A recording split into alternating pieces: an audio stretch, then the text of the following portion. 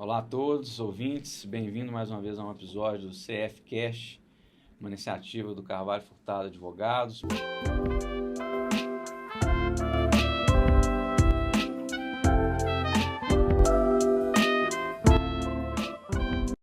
Meu nome é Gabriel Carvalho, sou sócio do Carvalho Furtado Advogados e hoje o nosso bate-papo, mais uma vez, é com o André Chaves. André, por favor, se apresente para os nossos ouvintes que ainda não te conhecem. Bom, meu nome é André Forte Chaves, sou consultor associado a Carvalho Furtado Advogados, mestre em Direito e Economia e atuante na área de Relações Governamentais. Exatamente, a nossa prática de relações institucionais e governamentais, conhecido como RIG, para facilitar a conversa, que foi objeto do episódio passado do nosso podcast. E até dentro desse contexto de RIG, a gente tangencia agora o segundo tema, que é a eletromobilidade, o tema desse episódio. Eu queria que você contasse para a gente, André, um pouco como que você se envolveu com esse tema e, afinal de contas, o que é a eletromobilidade. Perfeito. Bom, acho que dentro da minha trajetória acadêmica, eu sempre tive uma predisposição por temas e discussões interdisciplinares. Na graduação, eu participei de programas de iniciação científica de Direito e Economia, fiz parte de um projeto chamado PROD, Projeto de Direito Integral, que tinha muito essa questão de discussão de políticas públicas e aspectos sociais e econômicos de decisões jurídicas, enfim, né, um olhar interdisciplinar para questões jurídicas, no geral. Bom, a gente viu uma corrida, né, pela descarbonização. As questões climáticas são cada vez mais frutos de preocupação para o setor público, para o setor privado. E dentro desse contexto da transição energética e do compromisso pela descarbonização, vem a eletromobilidade ou a mobilidade sustentável. Dados da Agência Internacional de Energia apontam que em 2018, 66% da emissão de gás carbônico veio ou do setor de transporte ou da geração de energia. Então, esses dois setores ficam muito em destaque quando os reguladores, né, e o mercado olham para onde a gente pode diminuir a emissão de CO2. Exato, e essa tendência, essa pauta ambiental é global, a gente sabe. Uma das vertentes é justamente a eletromobilidade, que a gente pode aqui talvez chamar de mobilidade sustentável, porque são várias frentes, né, que podem ser interpretadas nesse sentido. Queria até que você explicasse um pouco para a gente. A mobilidade sustentável envolve o que? A eletrificação só do veículo ou tem algum outro tipo de composição de matriz que é considerado também sustentável? O setor de transporte ainda é preponderantemente dependente de combustíveis fósseis, né? Que são altamente emissores de gases de efeito estufa e gás carbônico, e tem um processo de extração, refinamento e produção até chegar ao consumidor que é bastante insustentável. Então, a preocupação dessa transição para a mobilidade sustentável, seja pelos veículos 100% elétricos, seja pelos híbridos, é mais nesse sentido de usar fontes renováveis para a propulsão dos veículos, né? Então, existem alguns modelos possíveis, né? Como você falou, 100% elétrico, os híbridos plug-in e os híbridos flex. São rotas tecnológicas que podem coexistir. A gente vê uma tendência, talvez, nesse aspecto, não só de falar em sustentabilidade, quando a gente fala em mobilidade, mas também de falar numa mobilidade conectada, autônoma e compartilhada. É um tema bem amplo, né? Mas aqui a gente fazendo um recorte mais sobre sustentabilidade, mobilidade sustentável, a gente teria então essas possibilidades, plugins, né, híbridos, elétricos. E esse tema, como você mencionou, te despertou interesse e você acabou fundando, inclusive, uma associação chamada LEMOB, Laboratório de Eletromobilidade. Eu queria que você contasse um pouco mais sobre essa iniciativa, né, o porquê do LEMOB, como surgiu essa ideia, quais são os planos do LEMOB. O Laboratório de Eletromobilidade, né, o LEMOB, começou como um ambiente de discussão sobre o que a gente poderia fazer, quais iniciativas a gente poderia se engajar para fomentar essa discussão de mobilidade sustentável no Brasil.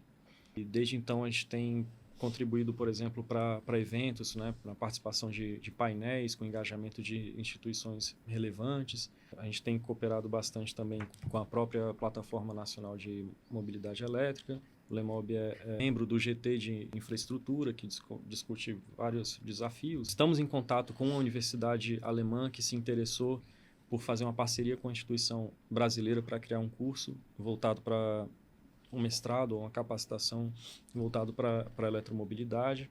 Estamos nesse momento de buscar qual seria uma instituição que poderia se candidatar, né? Enfim, tem outros eventos que nós estamos planejando para o LEMOB e temos também a ideia de consolidar informações relacionadas ao setor em alguma uma plataforma. Muitos desafios pela frente, né? Sim. Com o LEMOB. E nessa sua caminhada, que é desde 2018, né, que você está à frente de um estudo, uma análise mais aprofundada desse mercado, você já se envolveu também em outros projetos, em outras iniciativas além do LEMOB. Eu queria até que você contasse um pouco para a gente, como, por exemplo, o anuário da PNME, você participou, como é que foi essa experiência, o que é a PNME, para quem não conhece, e, enfim, como foi essa experiência do anuário. Bom, existe no ecossistema da eletromobilidade algumas instituições que têm dado tração a essa discussão, né, da mobilidade sustentável. Tem a própria ABVE, a PNME, e falando da PNME especificamente, ela pode ser considerada um certo legado de uma cooperação que aconteceu entre autoridades brasileiras e alemãs, o chamado Promobie, que foi, né, como eu falei, uma cooperação técnica para criar um institucional mais propício para a disseminação da eletromobilidade no Brasil. Eles participaram muito, tiveram mais de 30 publicações técnicas relacionadas ao setor, teve uma participação em mais de 60 painéis de discussões, visitas técnicas à Alemanha, e ao longo desse projeto foi se criando um cenário muito interessante para a criação dessa plataforma, onde tem representação da sociedade civil, da academia, da indústria. A PNME também lidera essa iniciativa que você mencionou, que é o anuário. O que consiste o anuário, né? Se puder nos trazer, o que a gente, quem lê, o que vai encontrar, que tipo de conteúdo que tem nesse anuário? Trabalho de pesquisa, né, para entender o que está acontecendo a nível de mercado, a nível de políticas públicas. Esse que eu participei foi o segundo anuário, ele tem um capítulo voltado para o que está acontecendo a nível América Latina. São 6 países na América Latina que já contam com uma estratégia ou um plano nacional de mobilidade elétrica.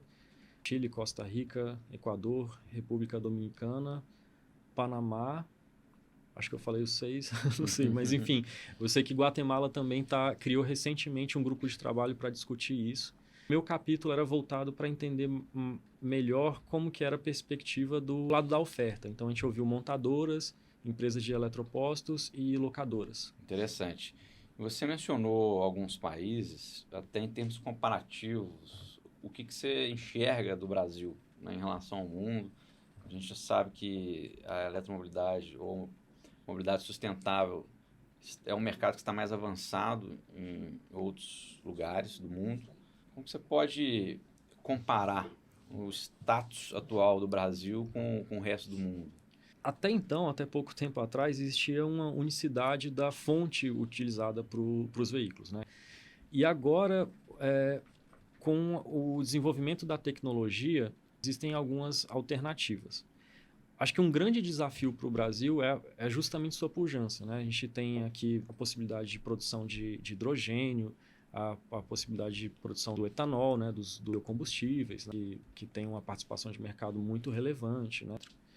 Alguns países desses que eu citei não têm uma presença tão forte de montadoras como o Brasil. Montadoras, elas são concorrentes, concorrem em diferentes nichos, em diferentes públicos-alvos, mas elas também concorrem em termos de visão do futuro, né? Algumas acreditam no 100% elétrico, outros acreditam nos plug-in. Então, assim, fica mais difícil com tantas partes envolvidas você criar um consenso. Mas, de toda forma, a nossa matriz energética é bastante favorável, né, para essa transição. Mas o desafio seria como contemplar essas possíveis rotas tecnológicas que podem coexistir no Brasil. Ou seja, pelo que você está falando, o Brasil, inclusive, pode assumir um papel de liderança relevante nesse mercado, considerando as características do nosso país, inclusive o tamanho do nosso mercado. Exatamente. Falando em mercado, a gente tem vários atores, vários setores envolvidos nesse mercado da eletromobilidade que está cada vez mais em ebulição aqui no país. A gente tende, é claro, a pensar no mercado de automóveis, de mobilidade de maneira geral, no setor de energia, mas quais outros mercados e setores da indústria estão envolvidos nessa temática da eletromobilidade que você poderia citar? São muitos players, né? A primeira análise do setor energético, né? Aí contemplando não só o setor elétrico, mas, como eu falei, essas outras fontes, como biocombustíveis. Setor automotivo, o aspecto de conectividade também tende a ter um incremento cada vez maior, mas a gente também vê muito, por exemplo, nos estabelecimentos, né? Grandes estabelecimentos como aeroportos, né?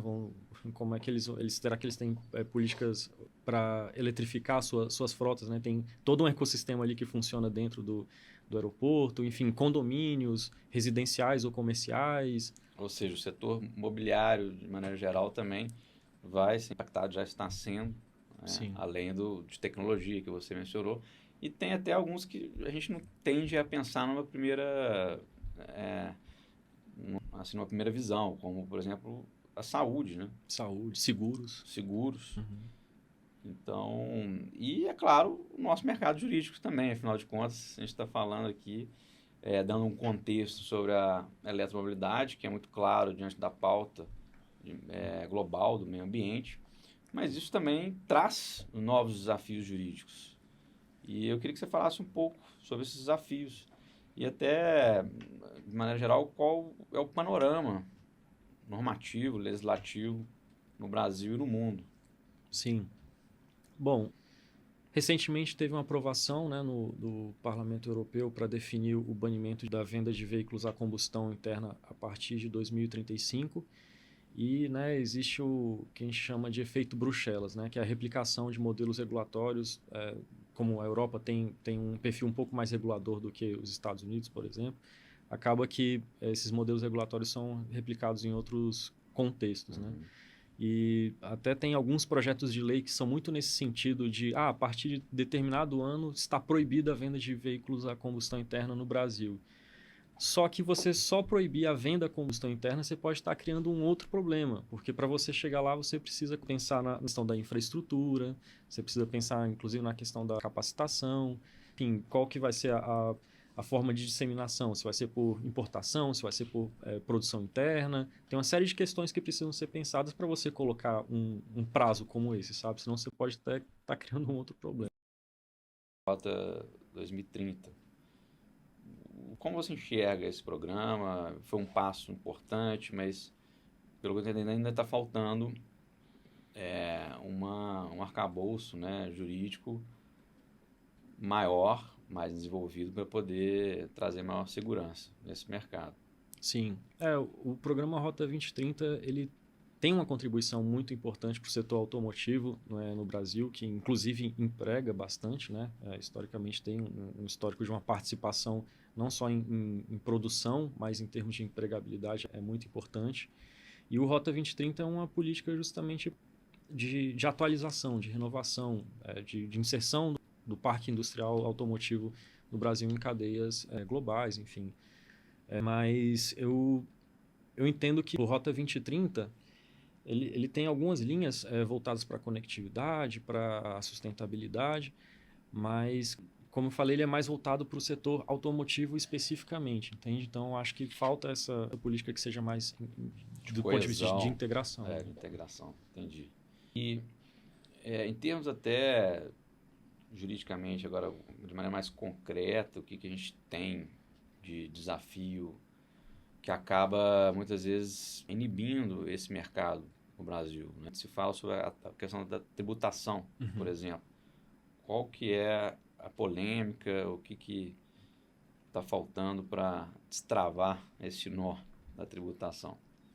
Primeiro, colocar que em alguns outros países foram adotada a política de subsídios para a instalação de estrutura de recarga. Aqui no Brasil não existe uma política similar.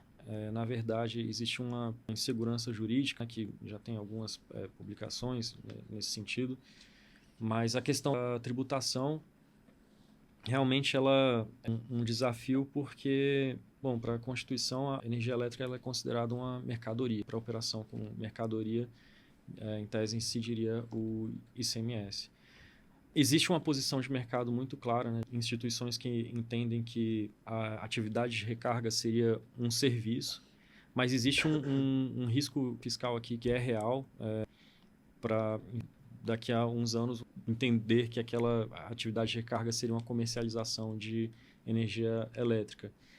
Então seria ótimo ter uma solução definitiva para essa questão e isso envolveria um caminho legislativo. Uma alteração, inclusive, da Constituição, né, que tem todo um processo de alteração mais denso, mais complicado. O próprio escritório contribui com aconselhamento jurídico, mas o LEMOB faz parte, como eu falei no início, do GT de infraestrutura da PNME, onde a gente discutiu quais seriam possíveis instrumentos capazes de solucionar essa questão. E isso foi discutido em alguns painéis, em alguns eventos dentro e fora do GT, que realmente seria necessário uma alteração constitucional. É um assunto bem intrincado, né? Falando sobre esses desafios, essas questões controversas jurídicas, você falou também de infraestrutura de rodovia. Existe também uma polêmica a esse respeito, correto? Sobre o enquadramento jurídico, eletrificação das rodovias. Como é que se dá essa polêmica? Bom, em síntese, legalmente é definido que as receitas acessórias das concessionárias, elas, a princípio, teriam que ser convertidas na modicidade tarifária. Ouvi, né, nessas interlocuções com agentes de mercado e até com instituições reguladoras, uma preocupação se isso seria ou não um incentivo suficiente para que as concessionárias instalassem uma rede de infraestrutura de recarga nas suas rodovias, né? E lembrando que nem toda rodovia no Brasil é concessionada. Então, o projeto que mais contribuiu para a eletrificação de rodovias, que viabilizou, foi a chamada 22 da ANEEL, que viabilizou, enfim, a instalação de eletropostos em algumas rodovias no Nordeste, no Sul. Foi bastante exitoso. Esse é o modelo que funcionou. Alguns corredores verdes, né, chamados assim. Exatamente. Há também, quando a gente pensa em eletropostos, né, nesse carregamento através de totens, há uma falta de padronização também na indústria a respeito disso, né? Que já é um problema até não propriamente jurídico, mas é algo a ser superado também. Né? Assim, não adianta você ter um eletroposto que não encaixe no seu carro para carregar, por exemplo. Sim. Isso talvez dependeria de alguma iniciativa legislativa ou a expectativa é que o próprio mercado, conversando, chegue a algum padrão. Ou, basicamente, quem sair primeiro nessa corrida vai sair à frente, né? E impor, basicamente, um tipo de padrão. A padronização, de fato, é um desafio não só do ponto de vista do plug, né, da tomada, mas uma questão que foi muito presente na Europa, por exemplo, é a padronização dos meios de pagamento. Funcionar por QR Code, por cartão de débito, por inclusão até na sua conta telefônica. Então, assim, existe um projeto, inclusive, a nível de União Europeia, chamado NEMO, Network for Electromobility, cujo propósito é justamente esse de padronizar. E, enfim, pela economia digital, existe uma tendência que realmente quem conseguir alcançar um nível ali de relevância de mercado tenda a se estabelecer por um tempo, né? Interessante. E a respeito dessa necessária unificação de meio de pagamento também, já se ouve nos mercados em que isso está mais avançado, alguma preocupação também a respeito de privacidade. Como é que é, basicamente, essa preocupação? Além da própria privacidade, como você colocou, né, o tratamento de dados sensíveis, né, como que isso vai ser operado pelas partes envolvidas, né, os CPOs, os INPs, como os eletropostos eles são conectados, eles são passíveis de serem hackeados, vamos colocar dessa forma, né? Uhum. Então, existe, por exemplo, na Alemanha, existe uma associação chamada SAFE, Software Alliance for Electromobility, que tem essa preocupação de determinar um software para definir um nível de segurança para evitar a manipulação de dados, né? Porque se você colocar quantas vezes você carrega seu celular por dia? Pelo menos uma vez, né? Uhum. Agora, imagina o volume de energia de um carro, né? Você vai carregar ele aí com alguma frequência e ele vai consumir muito mais energia. Você não vai ficar necessariamente controlando os números exatos de quanto você carregou, quanto que estava o preço. Então, existe um risco de dados serem manipulados e o consumidor não perceber, mas, enfim, quem estiver por trás,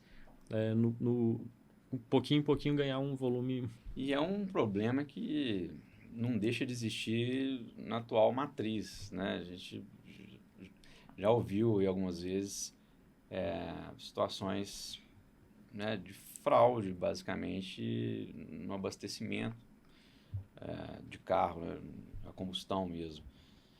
Então, essa transparência, ela é fundamental nesse outro nível que a gente está falando, que são os eletropostos. Uhum. Então, é um desafio que não deixa de ser similar, mas em outra esfera, com outras preocupações, né? E até quando a gente menciona as novas tecnologias, esse é um tema que acaba tangenciando também outras novidades em termos de tecnologia, como, por exemplo, o blockchain. Uhum. E não tão novidades assim para alguns, mas o que tem de discussão a esse respeito, ou não tem? Porque, afinal de contas, o blockchain é tido como uma ferramenta que traz uma segurança a esse respeito e uma maior transparência também. Então, esses meios de pagamento, né, se existe essa preocupação em evitar que sejam fraudadas, né, esses carregamentos, o blockchain seria uma possível solução para isso ou não? O que se tem discutido? Eu sei que é uma pergunta bem desafiadora, mas... Bem desafiadora. Bom, existem estudos, né, fóruns de discussão sobre aplicações de blockchain nesse contexto da eletromobilidade. Eu represento a Associação Federal Alemã de Eletromobilidade aqui no Brasil e sei que eles têm um grupo de trabalho voltado especificamente para estudos de aplicações de blockchain. Ainda não tem uma definição muito clara da viabilidade, mas tem uma aplicação que está em estudo, não voltado para os meios de pagamento, como você falou, mas tem um projeto chamado Digital Passport for Batteries, né, na Europa, que é para justamente acompanhar a vida útil de uma bateria, desde a sua fabricação, seu tempo de vida dentro de um veículo elétrico, sua segunda vida ou sua inserção na economia circular para reciclagem. E talvez aí eu acho que eu vejo uma potencial aplicação. Até a esse respeito, existe uma expectativa de quem se interessa por carro elétrico, né, de poder utilizar a energia da bateria, que é o coração ali do carro, para poder aplicar na própria casa, por exemplo. Como que está isso no Brasil? Isso já é possível? Quem tem carro elétrico já consegue fazer? Ou ainda tem algum tipo de desafio? Bom, muito bom a pergunta, porque acho que, inclusive com a geração distribuída, que teve um marco aí em 2012, agora com a Lei 14.300, existe uma mudança na lógica do setor elétrico, que antigamente ele era unidirecional, saía da geração, passava pela transmissão, distribuição, consumidor final. Agora, né, com o chamado prosumidor, a geração distribuída, que a geração ela fica mais próxima do consumidor final e ela pode ser injetada no sistema, né, e depois ser compensada para uso novamente, existe a tendência de um modelo mais bidirecional. E os veículos elétricos acabam reforçando essa tendência para você usar, por exemplo, tá o horário de pico, né, a tarifa desfavorável, você usa a energia que estava armazenada no seu veículo elétrico. Isso já é usado em alguns países, mas no Brasil, isso, em termos regulatórios, isso ainda não é possível. Então. Esperamos que em breve seja, né? Porque é mais um incentivo aí para esse mercado que a gente poderia ficar até amanhã falando, é um tema muito instigante, mas a gente chegou ao nosso fim do nosso bate-papo. Eu queria agradecer mais uma vez a sua presença aqui no podcast e convidar todos para ficarem atentos para o próximo episódio. E, André, mais uma vez, obrigado. Se quiser deixar os contatos também do Lemob, para quem quiser conhecer mais a respeito do tema, né, fique à vontade. Bom, muito obrigado pela oportunidade de falar sobre esse tema que eu tenho me envolvido com muita dedicação, que eu acho realmente fascinante. Como eu falei no começo, é um tema bastante interdisciplinar e eu tenho esse gosto pela interdisciplinaridade. E quem quiser acompanhar nossos passos, é procurar no LinkedIn. E fico à disposição dos outros episódios para a gente falar um pouco mais sobre o tema. Tem muita novidade por vir.